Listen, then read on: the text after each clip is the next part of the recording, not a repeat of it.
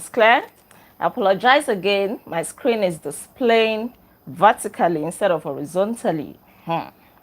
YouTube is trying some things that I don't understand. All right, so yesterday we started the reading and review of this powerful book that teaches us that it is very, very easy to build good habits and to break bad ones, even though a lot of people may not find it easy. The book also teaches us that tiny changes give us remarkable results. So, yesterday we looked at the incredible and mind blowing story of the author, James Clear, how he sustained an injury and how he actually started developing tiny habits that compounded into the successes and breakthroughs that he experienced, including the writing of this book.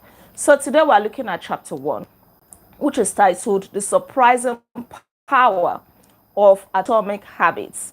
And we're looking at another incredible story of British cycling, which, had experienced mediocrity for more than 100 years until they hired a new coach named Dave Brailsford, right? And the fate of British cycling, the organization which was the governing body of professional cycling in Great Britain, their fate was determined in 2003 after like 100 years of experiencing failure, mediocrity, and being underwhelmed. They were underwhelmed to the point that one of the major manufacturers of bikes in Great Britain refused to sell bikes to the team because the company felt that their underperformance and their failure was going to affect their sales, right?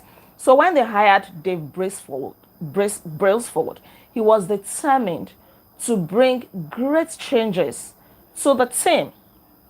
Since 1908, British riders had won just a single medal at the Olympic Games, and they had fared even worse in cycling's biggest race, right? So in 110 years, no British cyclist had ever won the event until Mr. Dave came. When he came, he decided that he was going to change the trajectory of the team. And this was exactly what he did. How did he do it? What made him different from previous coaches was his relentless commitment to a strategy, which he referred to as the aggregation of marginal gains, more like atomic habits. When something is marginal, it is really, really small. It is tiny. It is more like an atom, the smallest indivisible unit of an element. So he decided that he was going to break down the whole principle, everything that had to do with biking, cycling, riding a bike. He was going to break everything down. And that they were now going to improve by everything, every element, just by 1%. Not 2, not 3, not 4, not 5.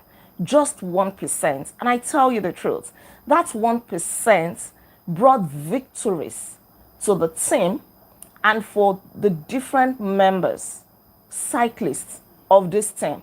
So they tried different strategies. In fact, they had to change their sleeping habits. They had to consult a surgeon to know how they could sleep better. They had to look for ways to even wash their hands.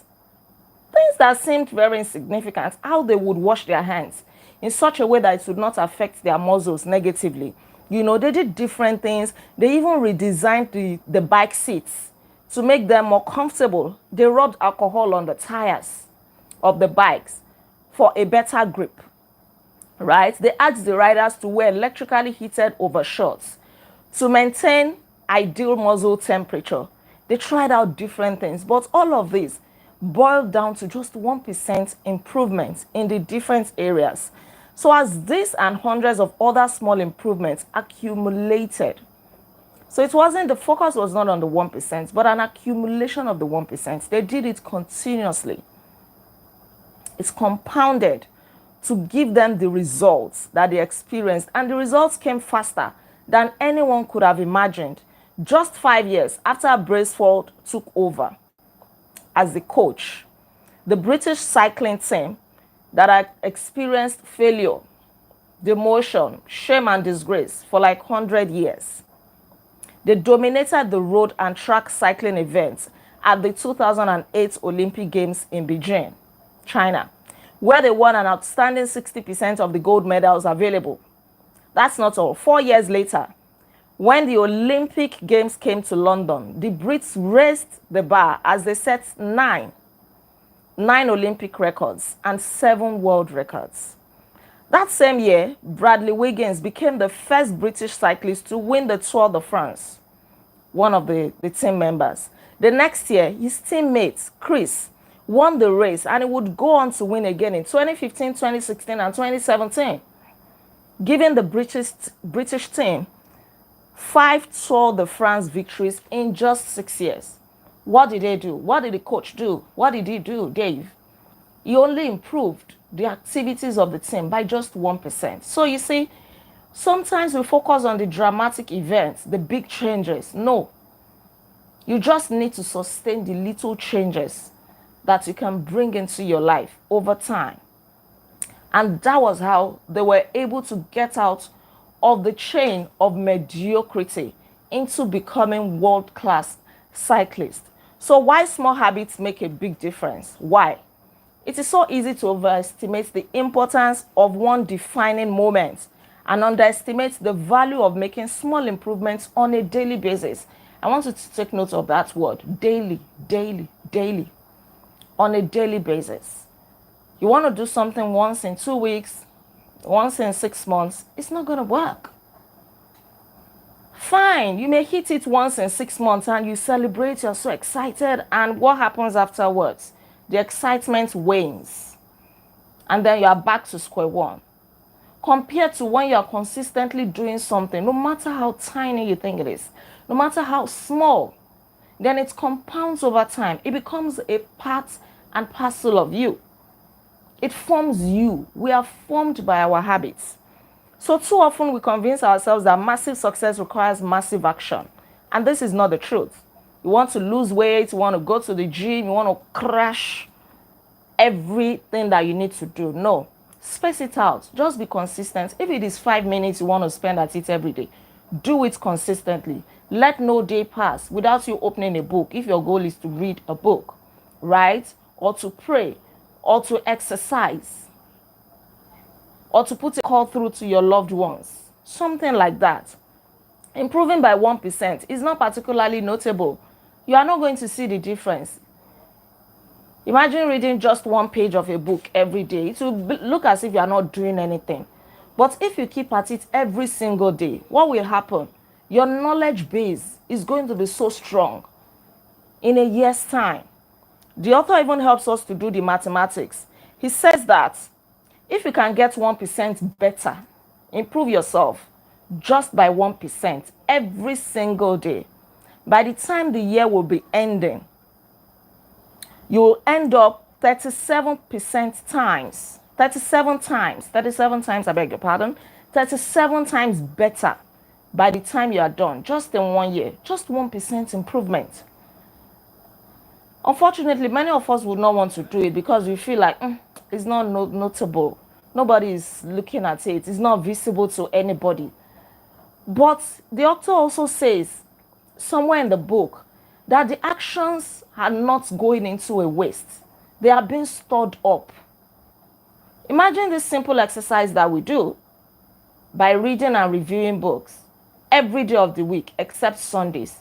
Tell me, if you are very consistent and serious about it, a time will come when you will open your mouth to speak to a group of people and they will say, wow, that lady is she's so wise. That man is so intelligent. He's full of wisdom. But did you attend that overnight? No. It is the compounding effect of the knowledge you have been acquiring over time. You have been doing it consistently.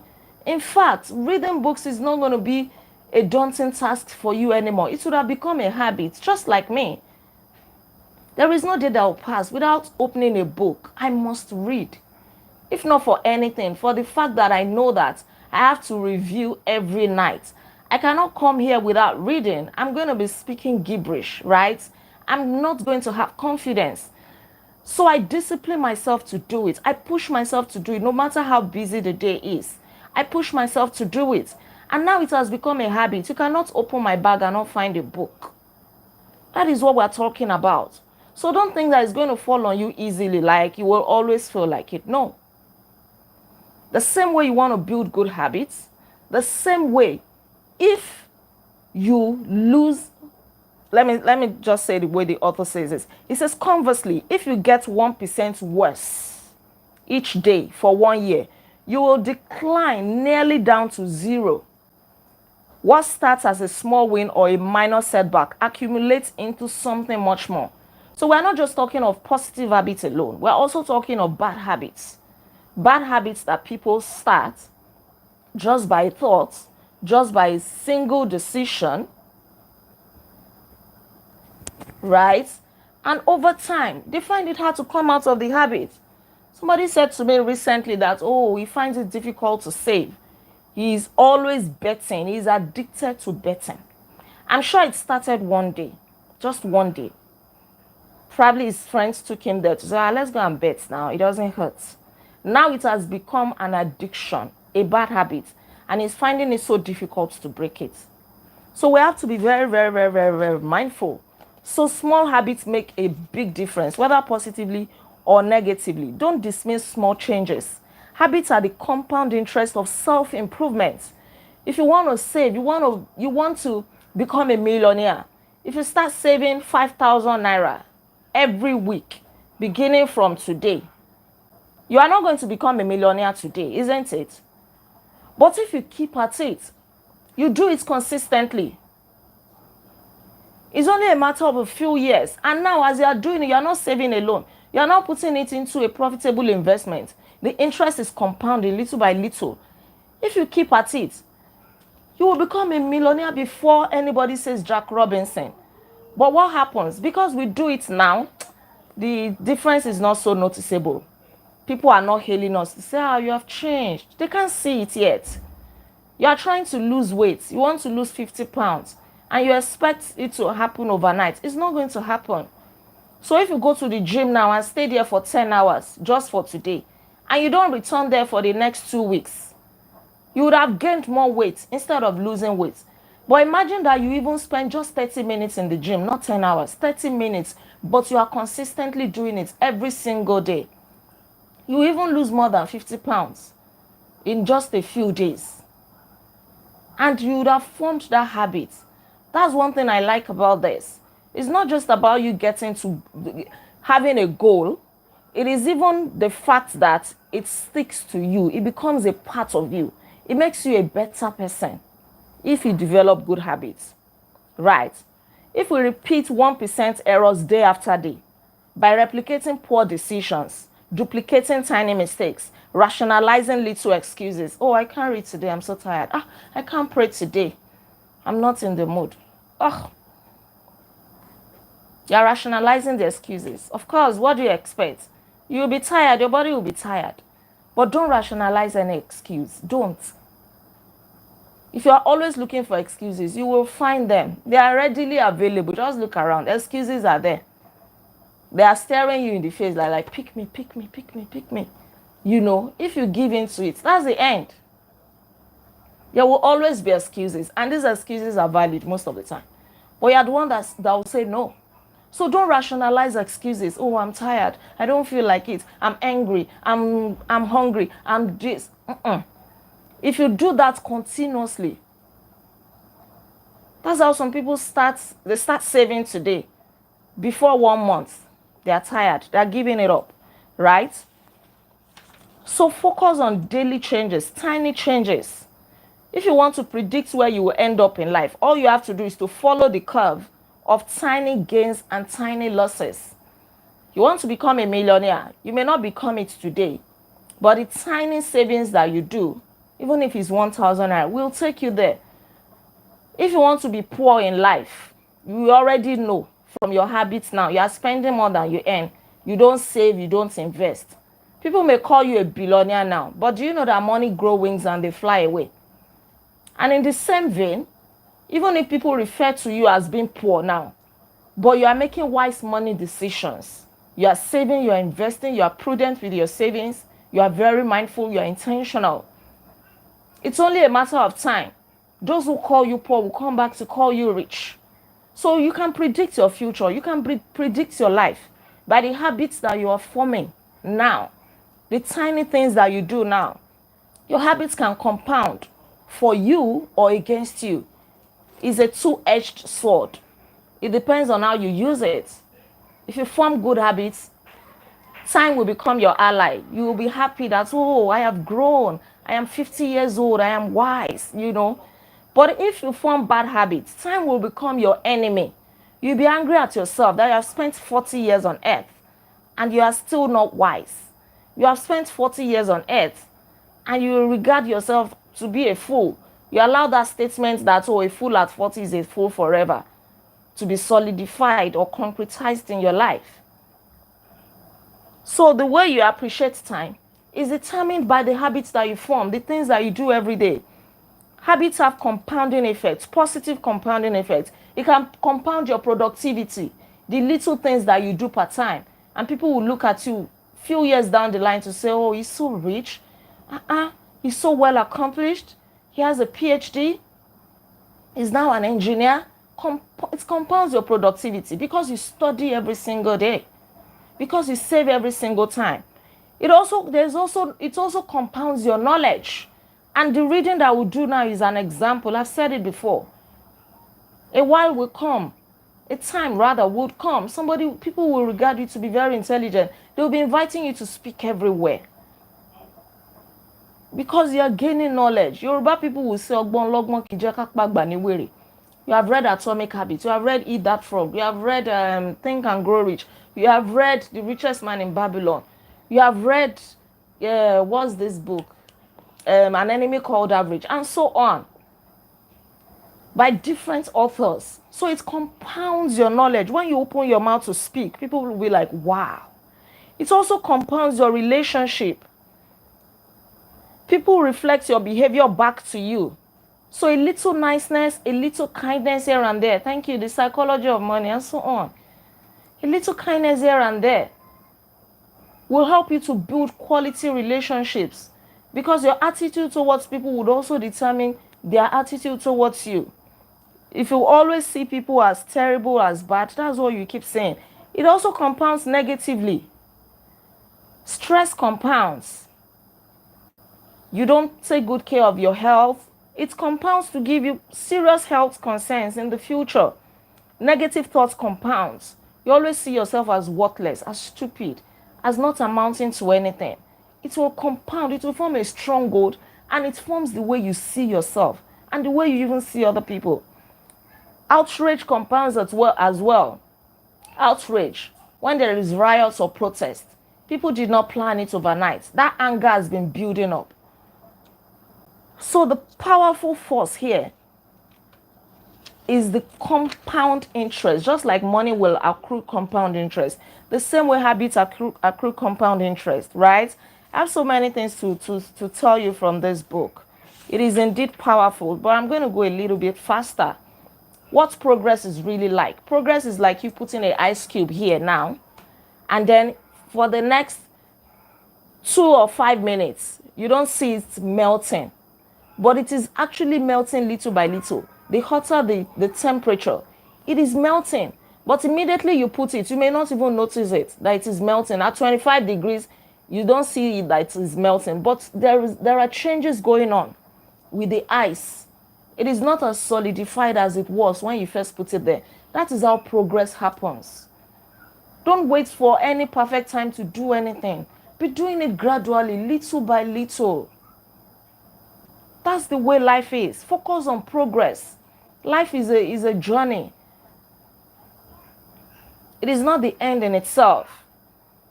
Don't wait for the big changes. Change can take years before it happens all at once.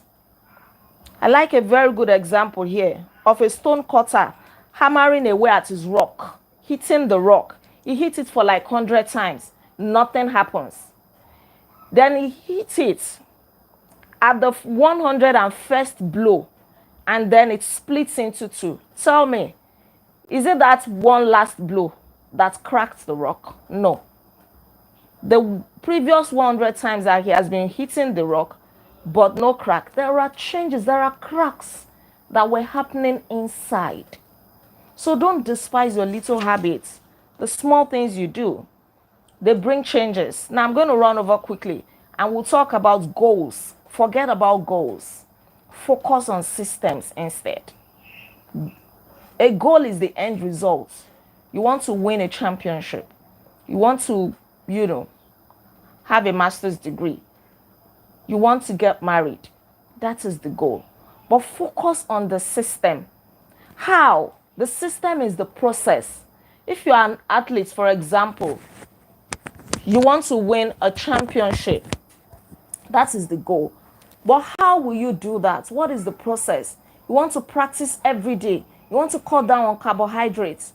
You want to maintain a good sleep habit, and so on. Or you want to go and do your PhD. It's not like a year to when you graduate, you start rushing things. No. Focus on the process to say, okay, every single day, I'll read an article, I'll write at least a page, I'll go to the field, I'll go get data, and things like that. So focus on the process. If you focus on the process, you will still achieve the goal. You will still get the end results. Because there are so many risks involved if you focus on only the goal. The number one thing is that winners and losers have the same goals. Everybody wants to be rich. If you go for that job interview, you also want to get the job, right? So why is it that some people get it and some people did not get it? So everybody can have goals. Who doesn't want to be successful in life? But the process, that is where a lot of people miss it. They cannot persevere. They cannot discipline themselves. They lack self-control. They have no staying power. You have an interview, but you are not reading. You are not even researching the company that you want to go and work for. Somebody else is doing that. That is the process. Or maybe you are a salesperson. You see that, by the end of 2025, I want to make 1 billion naira sales. That is your goal. It is big. But what is the process of getting there? You want to run massive marketing campaign. You want to recruit a formidable sales team and train them. How will you now get there? Focus on that. So achieving a goal is only a momentary change. If, for example, your room is in a mess and you are motivated, I want to clean my room. And then you deploy all your energy. You clean the room. But you still do the things that will get your room messy. Now your room gets messy again. You leave it for the next 7 days. You don't clean it. When it becomes so messy, then you deploy all your energy. You are motivated to clean it. Instead of forming the habits to say, okay, I will not wait until my room is messy. I will maintain a tidy and neat habit to make sure that my room doesn't get messy in the first place. So keep the momentum going. Form the habit of not getting your room dirty, of putting things in their places.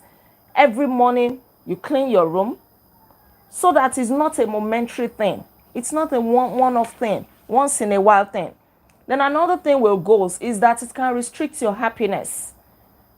You deprive yourself of your happiness because you are really moving to achieve that goal. You want to make 5 million naira before the end of February. And so you are not even enjoying life in the process. Your entire being and mindset is on making 5 million naira. You don't celebrate the little wins. Your goal is on a 5 million naira. You are overlooking the time that you make 200,000. And then you don't realize that you have 4.8 million naira more to go, at least 200,000 down. So focusing on goals alone can restrict your happiness. You won't celebrate your little wins. Goals are also at odds with long-term progress. Right.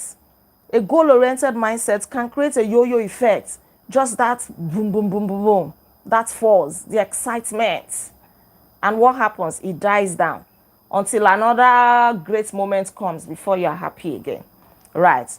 So a system of atomic habits is what we're talking about. And that is the whole essence of this book. If you're having trouble changing your habits, The problem is not you. The problem is your system. What is the process of changing that habit? You want to break a bad habit, for example.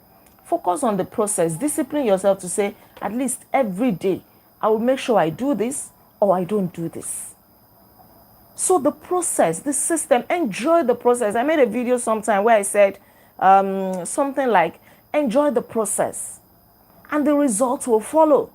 So don't be so fixated on the results. It will blind you to your little wins, to the little changes that are taking place inside of you. A woman is pregnant for 9 months. Nobody sees the baby, right? People are not so excited, yeah, and all of that, until the baby comes out. But what happens? The baby has been growing inside. The woman must be careful about what she eats so that the baby is not affected, how she sleeps. If you are pregnant, by the 2nd trimester, you must be sleeping on your left side so that oxygen can get to the baby. That's how some people will have stillbirth. If they don't know this, if they are constantly sleeping on their right side from the 2nd trimester, oxygen is not really reaching the baby. Or they will tell you, don't lie on your back. Oxygen will not get to the baby. So for the 9 months, nobody sees the changes going on inside. How the baby is growing, how the woman is putting in effort, checking her blood pressure to make sure the baby is well, checking that she doesn't have gestational diabetes. But when the baby comes out at the 9th month, boom, there is so much excitement in the air. Nobody remembers the process that's happened, everything that happened during the 9 months. That is our problem most times. We want to focus on the yo-yo moments, the excitement and everything. But don't do that. Appreciate the process, the progress, the system, the little achievements that you make per time. So focusing on the overall system rather than a single goal is one of the core themes of this book. It is one of the deeper meanings behind the word atomic. By now, you've probably realized that an atomic habit refers to a tiny change, a marginal change, a 1% improvement. Do it every day, poco a poco, little by little. This is my own personal charge to you because this is what I do. And I tell you the truth. I see big differences in my life. Some of the things I do now, the things that I've been doing over time. Right. Sometime last year, let me tell you this. I got carried away by some good things happening in my life, and then I stopped praying. I used to pray a lot and all of that. Then I stopped praying. Things were working for me. Everything was moving fast. I was enjoying the results, the excitement, everything that I had going for me. It was good. Until a time came and I started having setbacks back to back. I'm not talking of minor, I'm talking of terrible accidents and incidents that started to happen in my life and in my family, right? The first things that happened, all the things I was using for content creation, they started getting damaged. The lights, the ring lights got spoiled. My LED light, LED, got spoiled. Microphones, boom. Everything, boom. I started using one tiny light to record my videos. I didn't have ring light to hold my phones. I was using one tabletop stuff, There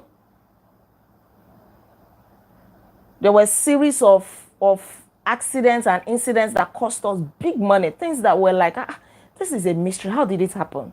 Then God used it to tap me. Come on, get back to your prayer life. Then I picked up my prayer life. Every night, I will not sleep without praying. No matter when I finish review, I will pray. And I'm not talking of 5 minutes prayer or 10 minutes. I will make sure that I pray. I started firing prayers that no way. I've been so relaxed. I was enjoying all the big moments. The tiny things that I do, like prayer, that was keeping me going. I was now neglecting it. So I started praying every night. And up till now, I have not stopped. So I picked up my prayer life again. And all the setbacks, all the terrible events, they disappeared. So no matter how excited I get, no matter how much money comes to me, no matter the progress or the successes, I will pray. It has become a habit again. Right. So these are the things I'm talking about. And in other areas as well, the content creation thing, my career and the little things that I consciously do, intentionally do every single day. I'm seeing the results. And I'm just starting. Right. Let me not keep you here any further. Thank you so much for joining me, on today's review. Thank you so much. And thank you for all your comments, right? Please don't forget to like this video, share your comments with me in the comment section below, and please subscribe to this channel. In case you are yet to subscribe, this is a very powerful book. If you don't have it, go and get it. Your life must change. You only need 1% of improvement every single day. Even if you do that thing for just 5 minutes, make sure you do it. No excuses will be justified. Don't rationalize anything. Right. Tomorrow we're going to come together again as we review chapter 2, which is titled How Your Habits Shape Your Identity and Vice Versa. If you have this book, go and check the chapter summary and read it again. Because of time, I'm not able to go over it. But go and take it again, read it, and, follow the lessons there. Thank you so much. I'll see you tomorrow by God's grace. Until then, be intentional. Still struggling with night prayers, but morning prayers the most. No matter how late I try to. Very good. Very good, Mattia. I like that. Very good. Yeah. God bless you all. Bye-bye. You're welcome. You're welcome. See you.